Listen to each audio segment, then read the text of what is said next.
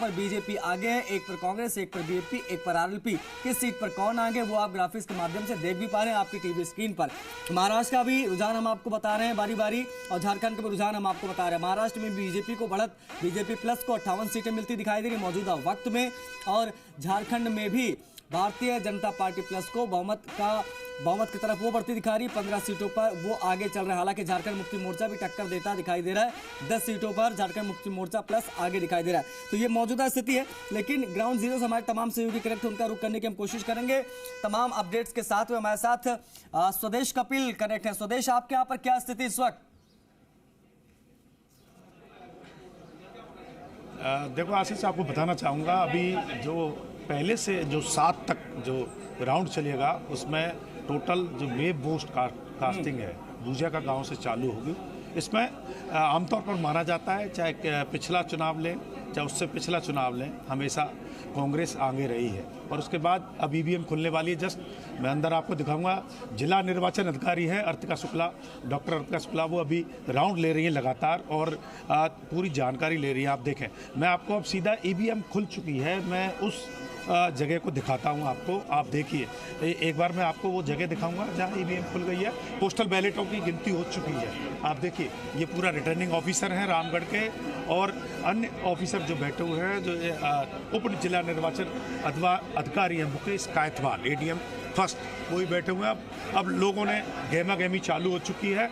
अब देखते हैं ये जो 7 जो टेबल हैं वो लगातार कांग्रेस के पक्ष में जाएंगे, उसके बाद बीजेपी का पिटारा खुलेगा। पर अब की बयार जो हवा है वो बदलती नजर आ रही है। मैं आपको फिर कहना चाहूँगा, ये जो हवा है वो डबल इंजन सरकार के पक्ष में बदलती सीधी नजर आ रही है। हाँ, टक्कर है एक युवा और एक मजे हुए खिलाड़ी के बीच में, पर एक चेहरा है जो माइक्रो मैनेजमेंट का बड़ा विश्लेषक माना जाता है। जिस स्टेट में जाता है वहीं सरकार बना के आता है। भूपेंद्र यादव एक बड़ा नाम है, पर देखते हैं अब ईवीएम जब खुलने वाली हैं तो क्या क्या खुलेगा और किस तरह निकलेगा। वैसे रुख जो हवा का चल रहा है वो एक तरफा का चल रहा है, पर जो अभी मैं जो आपको फिर बताना चाहता हूँ, जो 1 से 7 तक का राउंड है, उसके बाद रघुनाथगढ़ खुलेगा, तो उसमें उसके बाद बीजेपी का खुल सकता है। पर उससे पहले मैं बताता हूँ, टोटल कांग्रेस का रुख रहेगा। आर्यन जुबेर खान कुछ अपनी दस्तक देंगे, वहीं बीच बीच में जो सुखवंत सिंह है वो अपनी उपस्थिति दर्ज कराएंगे।